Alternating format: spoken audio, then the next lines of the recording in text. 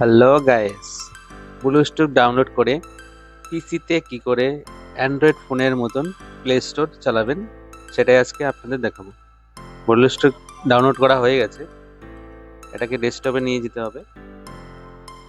ডেস্কটপে নিয়ে গিয়ে ডাবল ক্লিক করুন। ডাউনলোড স্টার্ট হয়ে গেছে।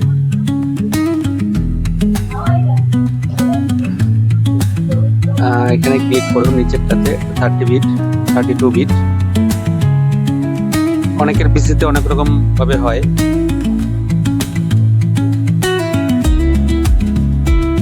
ওয়েট করুন, এখানে ইনস্টলে ক্লিক করুন। ক্লিক করার পরে এখানে ক্লিক করুন।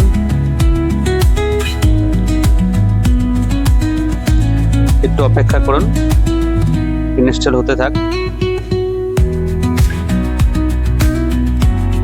ভিডিওটি যদি আপনাদের ভালো লেগে থাকে তাহলে অবশ্যই লাইক সাবস্ক্রাইব করবেন। কমেন্টে ব্লুস্টিকের ওয়েবসাইট লিংক দেওয়া থাকলো, ডাউনলোড করে নেবেন।